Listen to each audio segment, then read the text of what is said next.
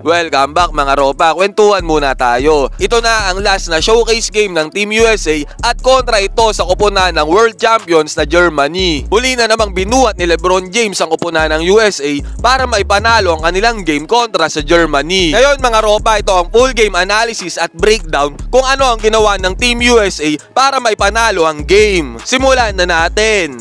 Unang play mga ropa, dito talaga malakas ang USA sa pass break points. Kahit sa mga nagdaang showcase games ng USA, talagang ang dami nilang puntos na nagagawa in terms of pass break. At syempre kung may strength ang USA, meron din itong weakness. Ito ang kanilang depensa sa ibabaw. Bumawi ang Germany sa kanilang 3 points. Kahit nung game nila sa South Sudan, napakaraming 3 points ang naipukol ng koponan ng South Sudan kung kaya't nakadikit ito sa kanila. Sinubukan ulit ng Germany ang ganong play pero this time hindi na umubra. Tulad nga ng sabi ko mga ropa, hindi talaga ina-anticipate ng Team USA ang ibang koponan in terms of 3-point shooting. Lalo na parang Michael Jordan itong si Dennis Schroeder pagka nasa world stage. Mga ropa, anong sabi ko, ang lakas ng Team USA sa fast break. Walang jaba naman, 6'8 na si LeBron James ang bilis tumakbo sa fast break, wala talagang makakapigil. Wow, James on top and down hard. How about the read? Take note mga ropa, ang Germany ang kalaban ng Team USA na nag-champion sa FIBA World Cup. At ang kanilang main man ay si Dennis Schroeder na isang napakatalinong player. Dahil alam ni Schroeder at ng team ng Germany na kainaan ng USA ang depensa nila sa 3 points, madali nila itong na-capitalize. To wait by Tice from LeBron James.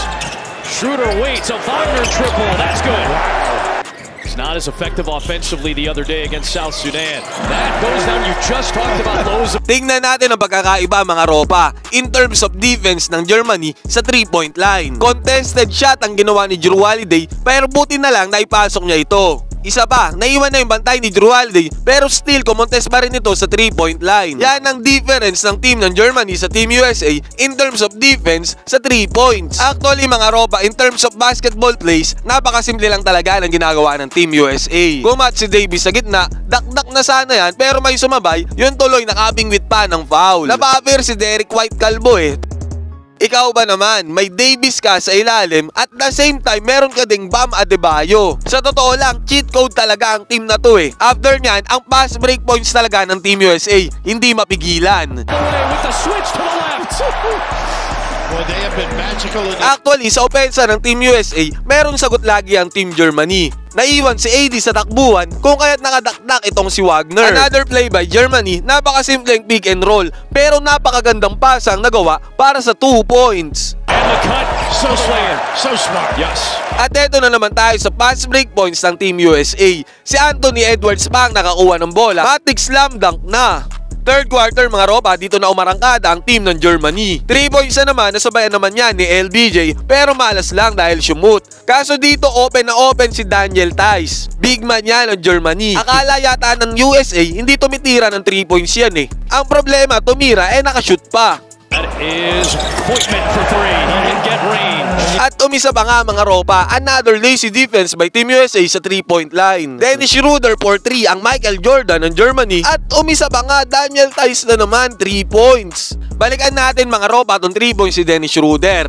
Akala kasi ng Team USA dito kanila na yung bola Kaya yung isang bantay ni Dennis Schroeder tumakbo na sa kabilang court para sa pass break. Ang problema, nakuha pa rin ng Team Germany ang bola. Open si Dennis Schroeder, ititira niya yan automatic. Malayo ang bantay Easy 3 points para sa team ng Germany. Sa pagkakataong to mga ropa, ang mga Germans ay nakadikit na sa Team USA sa 4th quarter. Yan ay dahil na naman sa kanilang 4 defense sa 3-point line. Parang nangyari sa South Sudan nung nakaraang game nila. 4th quarter mga ropa, lamang pa nga ang Germany sa score na 82-81. Mabuti na lang ang Superman na si LeBron James ay to the rescue para mag-take over sa 4th. Grabe si LBJ dito mga ropa. Nakakuha pa siya ng isang steal para sa another possession ng Team USA sa mga crucial minutes ng 4th. At the same time, kinalabaw pa niya ang ilalim na depensa ng Team Germany. Walang pake si LBJ kahit dalawa pa ang sumabit sa kanya. Dahil sa takeover mode na ito ni LBJ, 85 to 82 na ang lamang ng Team USA. At hindi ba dyan natatapos mga ropa? Dahil naka-score pa ang Team Germany